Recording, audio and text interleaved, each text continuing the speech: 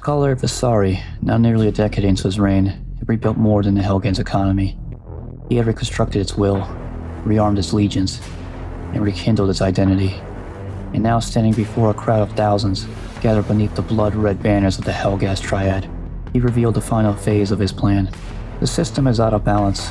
Vekta, stolen from us by liars and parasites, thrives off the blood of the Helghan labor. But I tell you now, the reckoning is at hand. We will return, and this time, we do not ask, we take. The words struck like thunderclap across the Helghan society. In Visari's eyes, Vekta was not merely a memory, it was a wound, and it will only be healed by the flag of the Helghast blown above its glass towers once more.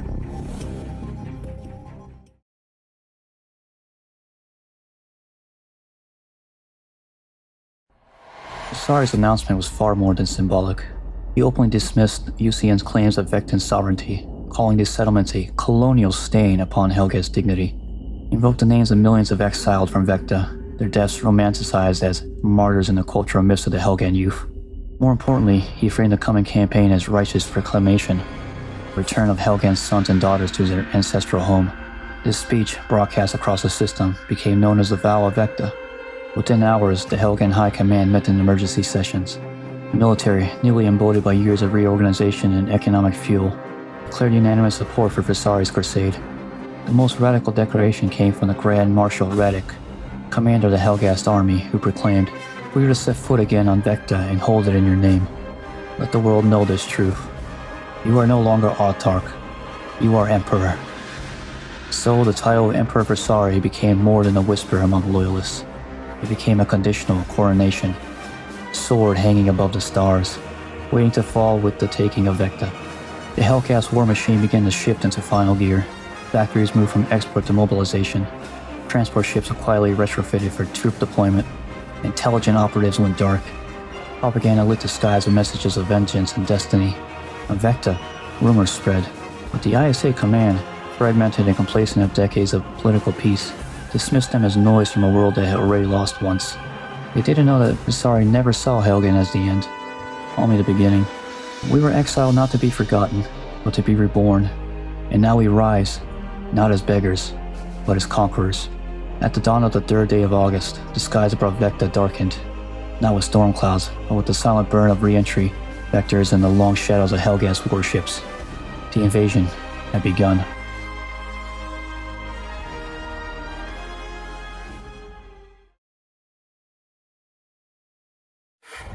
Emperor Visari, true to his oath, split his military into two devastating thrusts.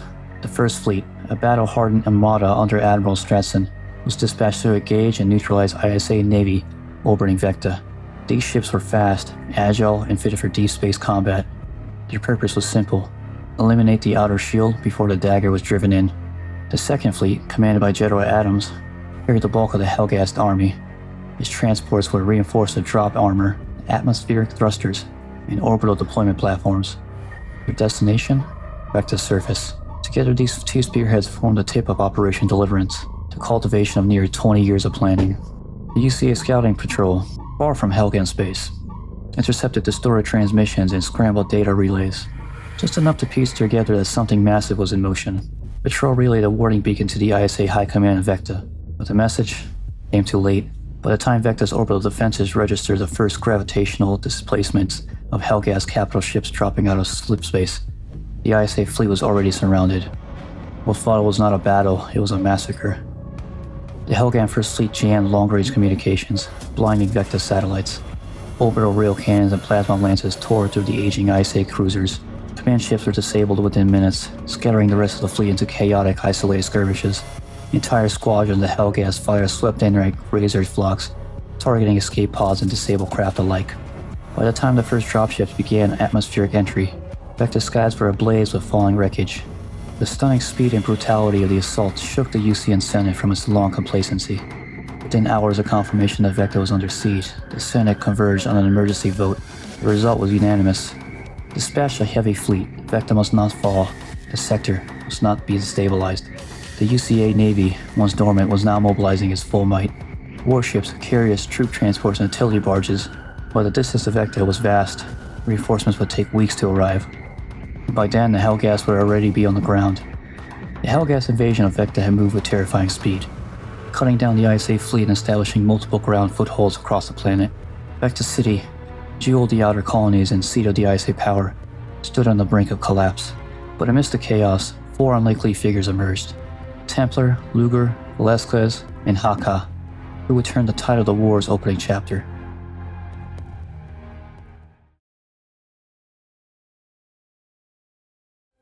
As the Helghast forces encircled Vekta City, pouring in from breach points and orbital drop sites, Jan Templar, an elite ISA captain, coordinating a desperate guerrilla defense, with the city's command chain broken and panic spreading among civilians and soldiers alike. Templar squad became the last functioning spear point of the ISA resistance in the capital. Over the course of several bloody days, they repelled Helghast assault teams, detonated key supply lines, and destroyed artillery positions targeting evacuation routes. Luger, a shadow operative, executed a series of surgical infiltration strikes on Helghast strongholds within the city. Rico, heavy weapons specialist, led direct counter-assaults on armored columns moving towards civilian zones. And most shockingly, Colonel Gregor Haka, a Helghast intelligence officer and Adam's former aide, defected to the ISA, revealing crucial attack vectors and codes, saving thousands of lives in the process.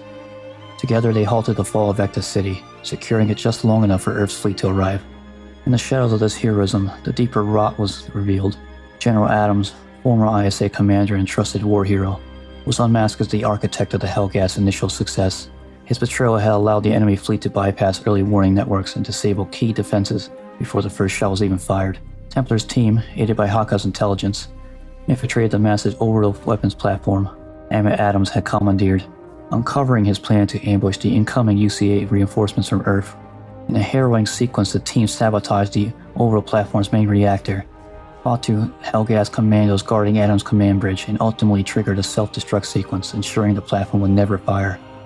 Adams was killed in the blast, his betrayal extinguished with him.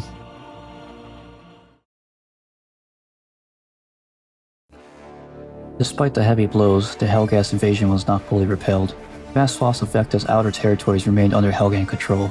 Helghast command, though rattled, endured. General Stratson, Visari's naval mastermind, managed to keep his infiltration and espionage networks intact. His loyalty to the Helghast Empire still hidden from the UCN's eyes. But the ISA had survived. Vekta City still stood, and the people of Vekta had witnessed true resistance. They came for vengeance. We gave them hell. Vekta's not broken, and neither are we. With the Helghast invasion of Vekta stalled but far from defeated, and orbital supremacy only narrowly secured, the ISA Council conveyed in a state of unprecedented crisis. The Helghast, though bloodied, still held vast stretches of the southern Vekta, entrenching themselves in forests, mountains, and city ruins. Their lines were tightening, the resolve had not wavered, and now they had a new leader. The shuttle pierced the Vektan atmosphere and touched down at the forward Helghast command post.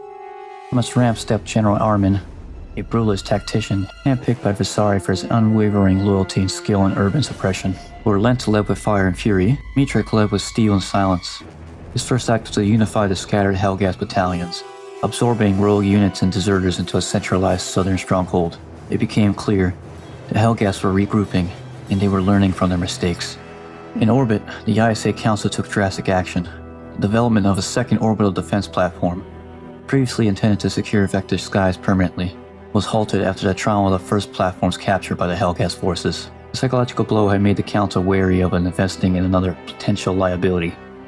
Instead, the conversation turned nuclear. In a classified emergency briefing, General Dwight Stratson, still a trusted figure among the ISA leadership, put forward a grim proposal. Helghan forces had dug in. They were not moved by infantry or air power alone. We must consider total purging, a nuclear resolution, tactical warheads, precision delivered. We call it Radiant Sweep. The weapons are already being assembled at Ray Hovven Base, a secure remote ISA facility deep in the eastern mountains. The nukes were small yield, designed for bunker busting and infrastructure denial rather than planetary annihilation. But they were nuclear all the same.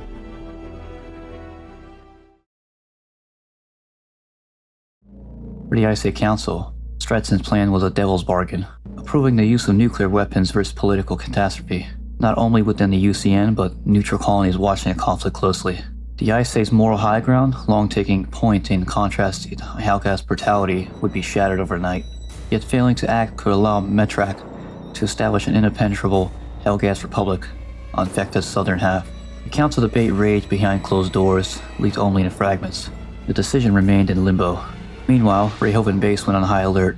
Warheads were loaded onto mobile transport rigs, and elite ISA teams began running deployment simulations. The nuclear question hovered like a silent specter over the war. Would Vekta be saved or sacrificed? As the leaves turned blood red in Vekta's autumn, the war reached a deadly crescendo. General Armin Metrak, now firmly entrenched in southern Vekta, made his boldest move yet, an all-out assault on Ray Hovven base, the ISA's most secretive weapons research and nuclear deployment facility. At that same moment, the ISA Council, housed at Ray Hovven's fortified command spire, was locked in a fractured high-stakes vote on whether to authorize General Stratton's radiant sweep to tackle nuclear response to crush Helghan's entrenchments. The Helghan attacked first. Metarak's forces, led by elite shock troopers and reverse-engineered ISA stealth tech, struck with surgical precision. Perimeter defensive towers disabled remotely using access codes lifted during the earlier sabotage campaigns. VTOL landing craft deployed squads directly onto the southern tower, bypassing ground defenses entirely. Inside, the ISA scientists and politicians were taken hostage or executed. Ray Hovven was falling, but salvation came not from above, but within. Captain Jan Templar, now regarded as the face of the ISA war effort, was en route to reinforce Ray Hovven. Joined by Sergeant Rico Valquez, his unshakable partner. Landing under fire, they fought through wave after wave of Helghast occupation forces, alongside scattered ISA defenders and resistant holdouts. They launched a furious counter-assault, culminating in a deep infiltration of Meltrak's forward command post, built into nearby cliffs. The battle was brutal and personal. Templar gunned down Meltrak's personal guard. Rico detonated the base's power core. General Metrak was killed, his body recovered in smoldering ruins. Ray Hovven had been retaken. Yet amid the celebration, the deeper betrayal unraveled. Evidence recovered from Metrak's field command revealed encrypted transmissions and transaction records, directly implicating General Dwight Stranson as a Helghast collaborator. His betrayal had been complete. The proposed nuclear warheads were never meant for the ISA. Stranson had designed the plan's political smokescreen to justify arming the Helghast under ISA noses. Weapons designed by Dr. Evelyn Batten, a leading ISA researcher, had also been siphoned from Ray Hovven's vaults during the attack. These included plasma disruption rifles, active camouflage prototypes, and field disruptor artillery. Stranson attempted to flee but was apprehended by Rico during the post-battle sweep. Templar in his official report stated, General Stratton nearly handed the Helghast the means to the end, not just the war but Vekta itself. He wore our uniform, but he bled for the enemy. Though Ray Hovven base was saved, the damage was done. The Helghast now possessed nuclear weapons. Metrak was dead, but his legacy lived on in war machines not pointed back at Vekta. The Tsar's regime celebrated the liberation of Ray Hovven's arsenal as a historic triumph of Helghast ingenuity over colonial arrogance.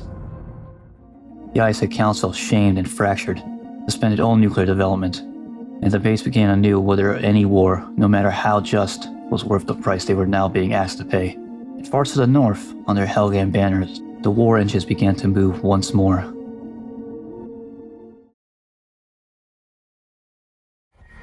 The war-torn fields of Vekta had known no sound since the Helghast first breached the skies. Yet by opening weeks of 2358, their banners were fading like smoke in the snow. The remnants of Metrak's forces, leaderless but not aimless, began withdrawing from the southern strongholds, abandoning bunkers, siege crawlers, and fortresses. But the retreat was strategic, not desperate. The Helghast, unwilling to forfeit their hold on Vekta entirely, turned to covert extraction, using hired bounty hunters, smugglers, and black market freighters. They began to exfiltrate troops and war material back to Helghan. ISA intelligence struggled to pin down the operation, until Sergeant Rico's team intercepted a rogue transmission during a strike against the Helghast convoy. The source, an escaping Helghast cruiser, camouflaged as a civilian relief ship. Templar authorized Rico and his squad to intercept the cruiser in orbit before it breached Helghast space. They boarded it in mid-flight. Inside, the team uncovered a buried payload of stolen ISA encryption codes, plus a full log of Helghast deployment routes. But one file, buried deeper, changed everything. An unexecuted directive, Operation Ash Rain, a coordinated final sought using every remaining Helghast force on Vekta, launched from secret staging grounds across the northern plains. It was to be a last desperate blow meant to cripple ISA infrastructure, destroy supply depots, and kill as many soldiers and civilians as possible before withdrawing. There was no time to deliberate. Within 72 hours, the ISA command mobilized. A coalition of battle-hardened regiments, air support wings, and armored divisions converged on the snowy expanse of Vekta's north. Final battle was a frozen apocalypse. Helghast artillery bunkers emerged from beneath the snow, launching volleys as dropships blackened the skies. ISA tanks countercharged, churning frozen soil and plowing through ambush lines. Helghast and Templar led from the front, rallying the shattered guard as Helghast mechs and suicide squads poured down. For 12 grueling hours, the plains burned. When the sun rose, there was no Helghast left alive. Operation Ash Rain had been stopped before it began. With Vekta secure, the UCA fleet, sent from Earth nearly a year earlier, finally withdrew. But they did not leave without imposing judgment. The ISA was ordered to restore Helghan's blockade, sealing Helghan's orbit from new incursions or trade. No offensive operations would be conducted against Helghan without UCN Senate approval. A Judge Advocate General's Inquisition team would arrive within the month to investigate the nuclear weapon debacle at Ray Hovven, the General Stratson affair, and the conduct of ISA forces during the occupation and defense of Vekta. The war was over, but the reckoning had only just begun. And deep in the mists of Helghan, a wounded empire licked its wounds, swearing vengeance in silence. Smoke had barely cleared over the northern plains when Vekta's surviving leaders, generals, and political stewards conveyed inside the hardened bunkers beneath Vekta's city's Hall of Unity. There was no celebration, only a cold reckoning. Though victorious, the ISA now faced a fractured mandate. The UCA had forbidden further offensive action without UCN approval. The Judge inquiry loomed on the horizon, ready to dissect every decision made in defense of the colony. And yet, Scholar Visari still lived. In Helghan, now armed with nuclear capability, remained a festering powder keg just beyond blockade range. The question at the heart of the meeting was simple. Do we finish the war or wait for Visari to bring it back to our doorstep?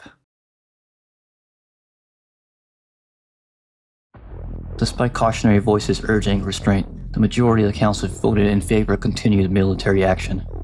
Their rationale was brutal, pragmatic, and born of deep distrust towards the UCN. Many feared that the UCN sought a political scapegoat, not peace. Some suspected the UCA and UCN would use the Inquisition to offload blame for the Helghan's original mistreatment, blame that would fall on Vekta's shoulders. Thus, they chose to act quietly, swiftly, and without Earth's blessing. The council drafted would become known as the Vekta Directives, a secret military doctrine authorizing the following immediate goals: neutralize the Helghan threat, capture, eliminate Visari, restructure Helghan rule. All of this was to be done without drawing the UCN's eyes, a delicate game of shadows and deniability. Officially, the ISA returned to a defensive posture, citing the restored blockade as their final act. Unofficially, troop transports were loaded, Black Ops teams were activated, and Helghan's space was to be chartered for incursion. The war for Vekta had ended, but the war for Helghan had just begun.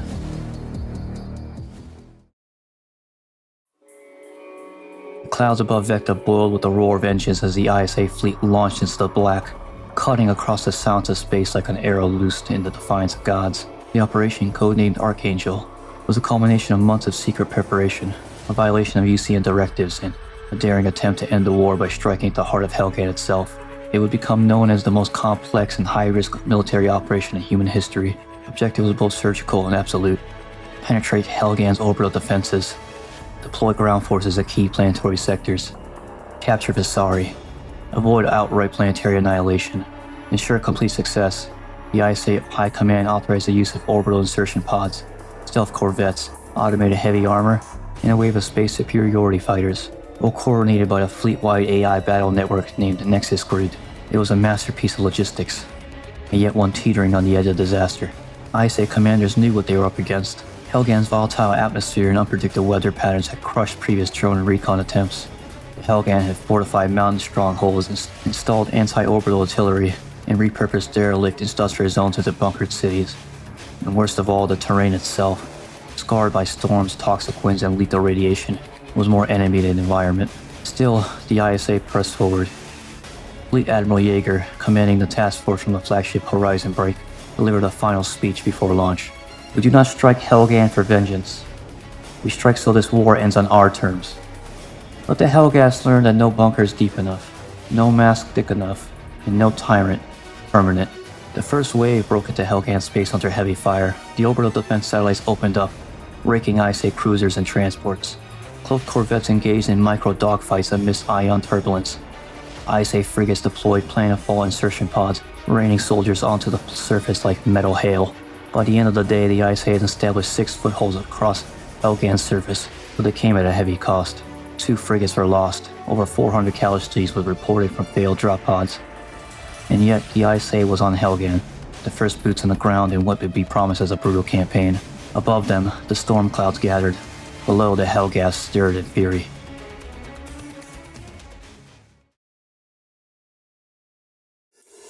The 12 battlegroups thundered into Helghan orbit, their hulls scorched from weeks of attrition, atmospheric shock, and relentless Helghast resistance.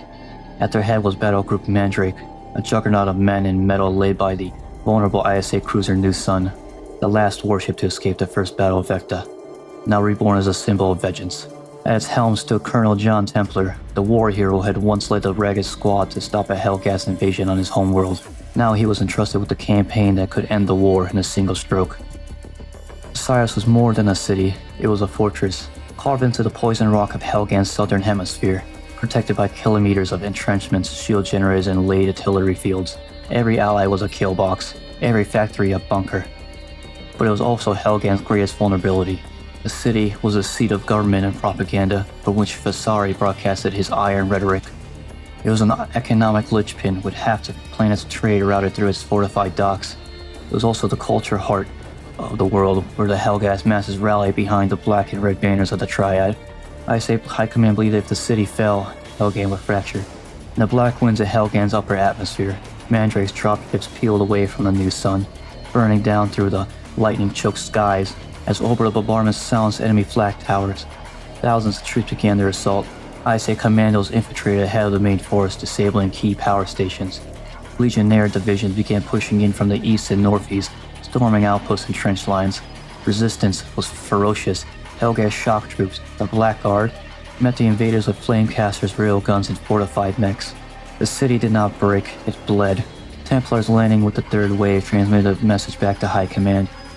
The other districts are made of steel and fire. We're taking ground, but every street cost 100 lives. Still, we're moving forward. Visari knows we're here, and I intend to knock on his door. As ground forces tore into the outskirts of the city, skies above Helghan became a raging crucible of light and ruin. The ISA Navy, riding high in the momentum from Operation Archangel, had committed fully to orbital dominance. With New Sun leading the charge, they drove their warships into formation above the city, like steel titans drawing swords across the sky. Opposing them was the last of Helghan's defense fleet. Older, smaller, and vastly outgunned, but the Helghast, true to form, did not yield. The ISA dreadnoughts like Vengeance, Oath, and Solar Edge opened the engagement to coordinated plasma barrages and kinetic land strikes, cutting swaths through Helghast frigates and corvettes. Helghast warships, outnumbered and technologically inferior, fought with desperate precision, using erratic attack vectors and sacrificial interceptors to stall the inevitable. Even so, it was a slaughter. Within 4 hours, the ISA Navy had achieved orbital supremacy, drawing nearly 80% of the Helghast fleet and forcing the remainder into retreat or hiding behind the atmosphere.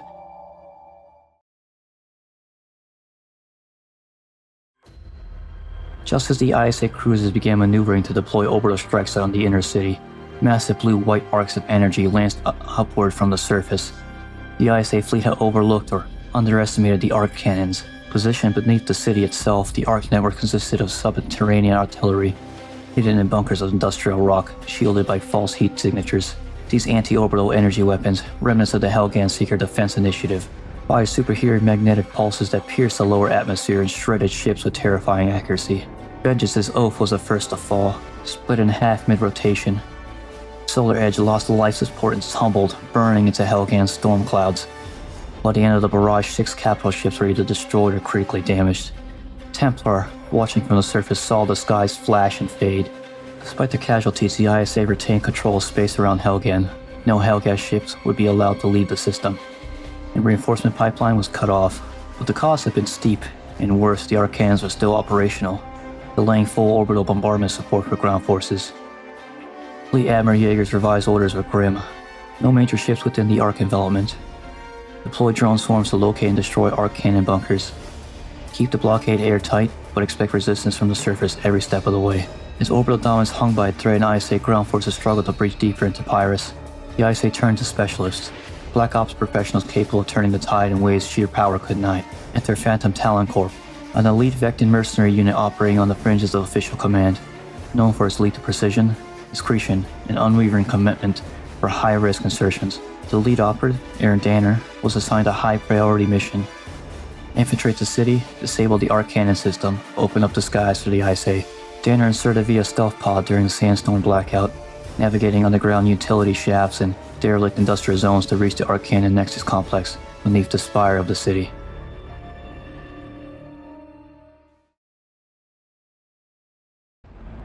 Fighting through Helghast sentry patrols and automated defenses, Danner succeeded in placing explosive charges among the magnetic coolant arrays of the main power cores. As the charges detonated, the Arc network collapsed in a thunderous cascade of electrofeedback, silencing the devastating anti-orbital artillery. A 10-minute window opened for the ISA fleet to resume orbital fire support and deploy fresh reinforcements. The skies above the city lit up once again, this time with retaliation from the ISA. But Danner's mission wasn't over. Following the Arcane and sabotage, Phantom Talon received urgent intel. The Vekta ambassador to Helghan, Sep Harkin, his wife and his son Justice, were trapped in a diplomatic enclave under siege by Helghan hardliners. With them was Mandor Savic, a Helghast defector and senior scientist tied to Project Escalates, now seeking asylum with crucial intelligence. Danner led a rescue operation through collapsing infrastructure and heavy firefights. The mission failed to fully succeed. Ambassador Harkin and his wife were killed in the chaos, though Justice was recovered by the ISA evac teams. Savic escaped, though separated and rendezvoused with Danner hours later in a drainage tunnel under the city outskirts. There, Savic delivered the bombshell. Savic revealed that General Kartek, one of Visari's most brutal commanders, had revised Project Escalates, a Helghast bioengineering program aimed at weaponizing native Helghan pathogens. The goal? To create a targeted bioweapon lethal to Vectans but harmless to the Helghast, and purify it through death, a genetic declaration of supremacy. The prototype strain was rumored to be near deployment. Facilities hidden in Helghan's equatorial trench zones. Savic's warning was chilling. If Kartek unleashes this, the city will just be the beginning.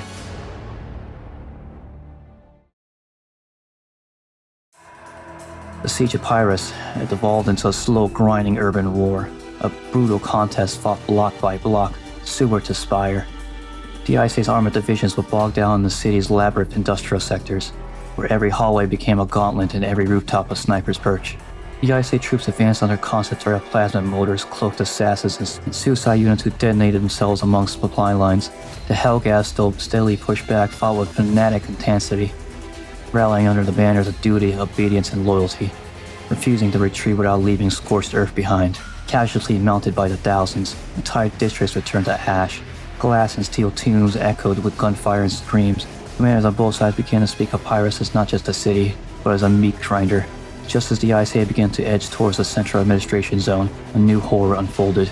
Colonel Radek, Visari's black-clawed enforcer and commander of the Helghan Special Forces, revealed his own masterstroke. As the ISA's 3rd Mechanized Infantry advanced into what they thought was a secure corridor, Radek triggered a dormant network of arc towers buried beneath the heart of Pyrrhus. They weren't the same orbital-scale arc cannons previously destroyed. These were localized defense pylons, powered by Helghan's geothermal cores.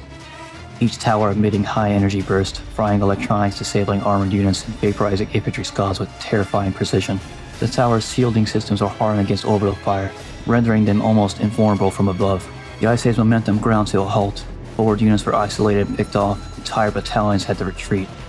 The arc towers created zones of death, cleaving the city into impassable sectors. Templar issued an emergency transmission. "The big funnel of Radek's bleeding us dry. If we don't take those towers offline, we'll never reach the palace, and we'll never reach Visari." Behind front lines, Radek's legend grew. Soldiers spoke of him moving through smoke with inhuman calm, executing traitors, rallying fanatics, and leading assaults personally with brutal efficiency. The man wasn't just defending Pyrrhus, he was turning it into a weapon.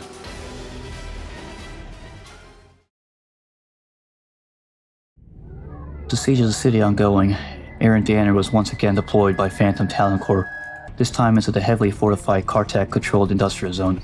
His mission? Infiltrate and shut down a petrosite reactor. The volatile energy core used to power Kartek's military facilities, and more dangerously, research infrastructure supporting Project Escalates.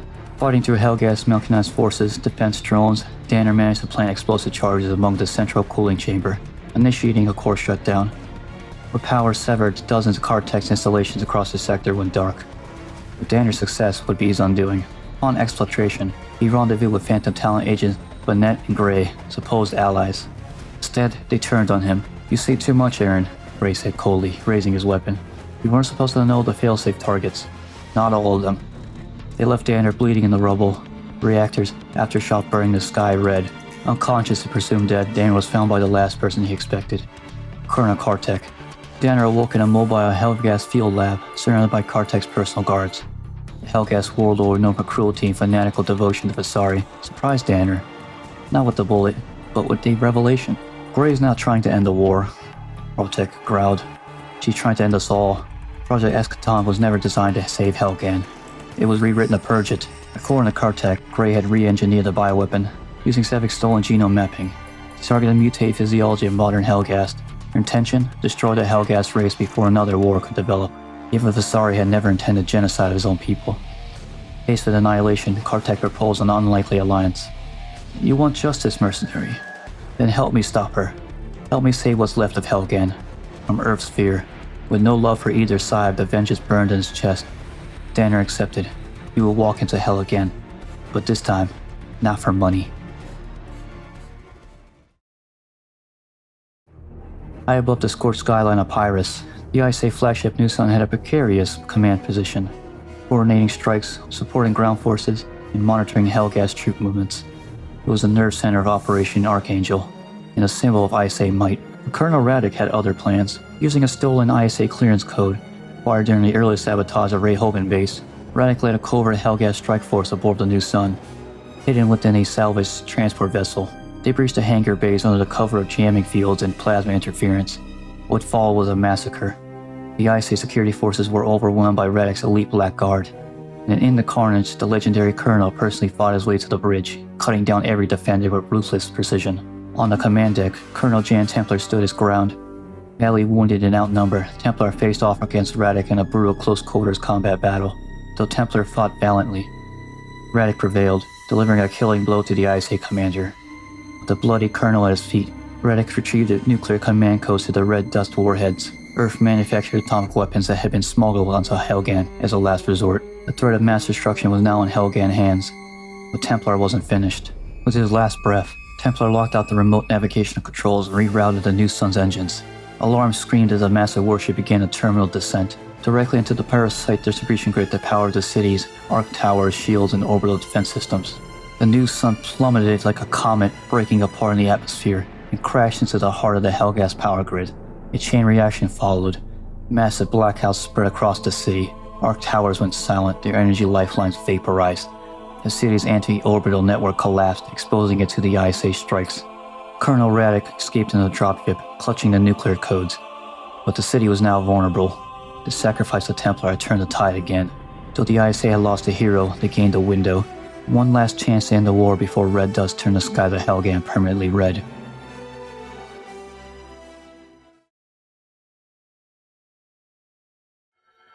With the city in blackout and Helghast defenses in disarray, the last and deadliest chapter of the war played out far from the eyes of soldiers and generals. Deep beneath the radioactive waste sealed within 100 meters of parasite-veined rocks lay Facility XL1, the heart of Project Eschaton.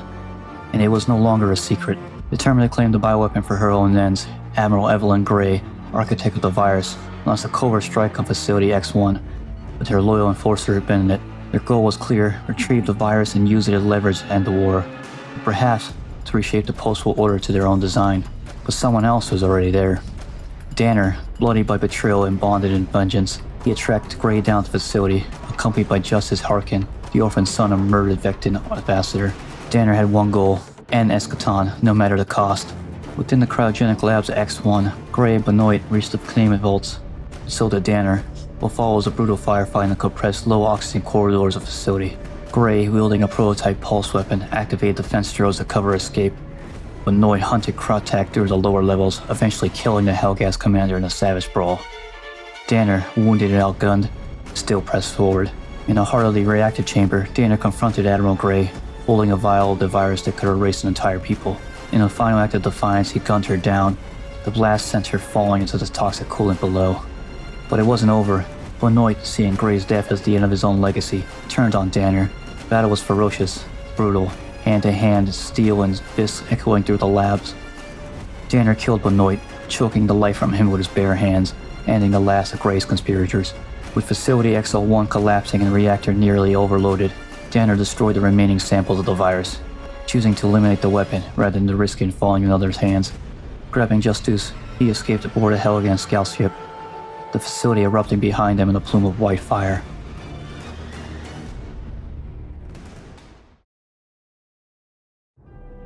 As the ISA's battered but determined forces prepare their final advance to shatter capital Pyrrhus, victory seemed within reach.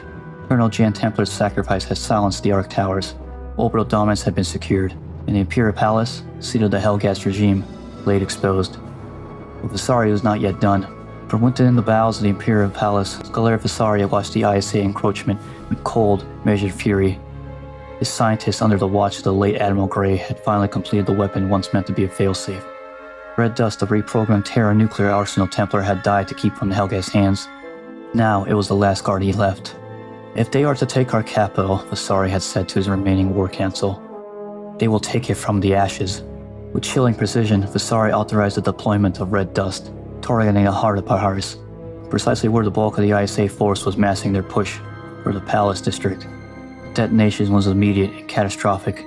Tens of thousands of ISA troops were vaporized in a flash of unholy light. The center of the capital was flattened, turned into a scorched crater of blackened steel and liquefied stone. Fallout raced through the ruins, irradiating swaths of the city and choking the skies with ash. It was a decisive blow, not only tactically, but psychologically. Visari had turned his capital into a grave to deny the ISA their prize. But not all was lost. Far beyond the reaches of the blast radius, in the Helghast desert waste, Captain Jason Narville and a small ISA contingent had been conducting emergency rescue and reconnaissance operations. Locating survivors from previous orbital drops and black site skirmishes, the blast lit the sky like a false dawn. They nuked their own capital, Narville muttered in disbelief. Staring at the rising mushroom cloud, they nuked their own damn city.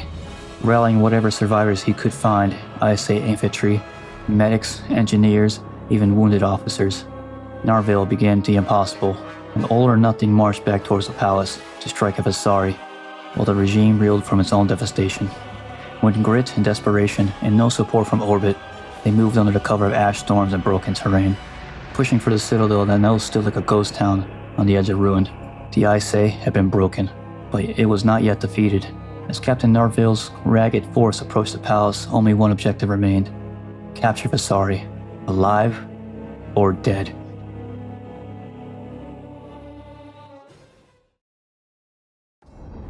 The air over Pyrrhus was shimmed with radiation and fire when Captain Jason Narville's battered ISA contingent reached the walls of the Imperial Palace. The Gothic sprawl of black steel and crimson banners still defined in its silhouette. At the gates, Colonel Radek's palace guard, the last elite force of the Helghast military, stood ready in fanatical defense. What followed was a battle of attrition, a brutal firefight in the grand courtyard, where ISA forces, lacking armor and air support, fought inch by inch with grit and desperation. Radek himself commanded from the front, his presence turning each Helghast squadron into a wall of steel. But Narville's troops, driven by vengeance and lost, slowly pushed the defenders back towards the palace's monumental gates.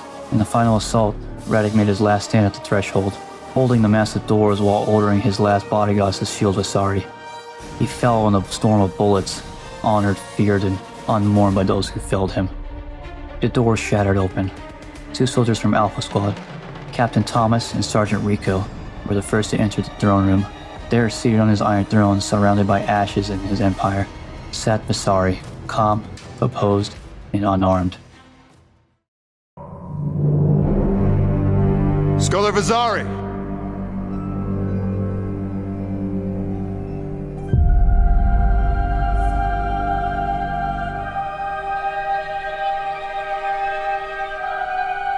Scholar Visari, I'm placing you under arrest under Article 27. And who are you, soldier? Savchenko. Sergeant, first class. They send a sergeant to take Visari? Are your commanders really all so afraid? War's over, Visari. You lost.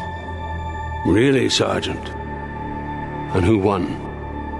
The cowards who commanded you and your comrades here to die? The Helghast have lost nothing. We fight for who we are. We wear our wounds like badges of honor. Helghan is ours, and we will die before we let it fall to plunder us. That is why your leaders dare not make a martyr of me. your fleet burned, your friends butchered, and you become a hero for saving my life?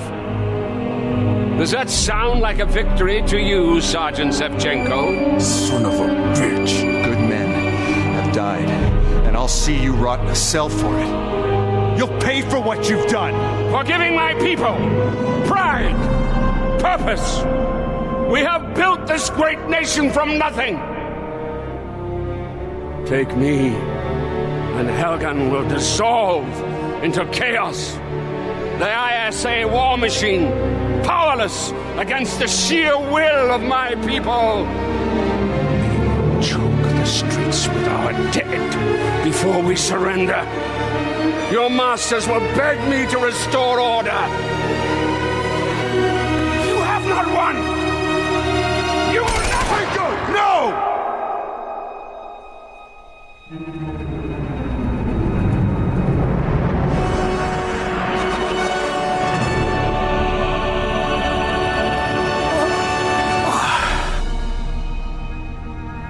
Madness.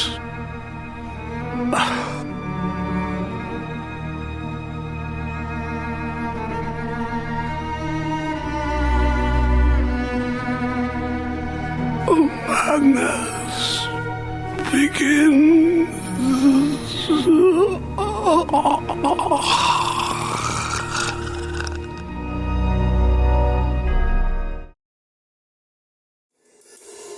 Unbeknownst to the ISA, Visari had made a contingency plan. Above Helghan, cloaked in sensor-dampering interference left by the red dust blast, Helghast's First Army had arrived in orbit. Massive dreadnoughts and assault carriers descended upon the ISA fleet without warning. The resulting ambush was a massacre. The ISA cruisers were torn apart in minutes. Orbital defense platforms, never restored after Templar's sacrifice, offered no cover.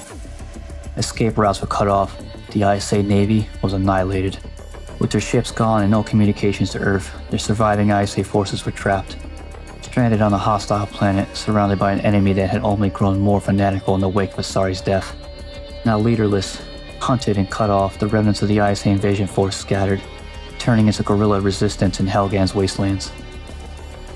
For 6 long months after the death of Visari, the scattered remnants of the ISA invasion force had clung to survival across the irradiated ruins and hostile wastelands of Helghan. Constantly hunted, starving, and outmatched, they moved like ghosts through ash-choked valleys and cities devoured by civil unrest. But from the ashes they found one sliver of hope.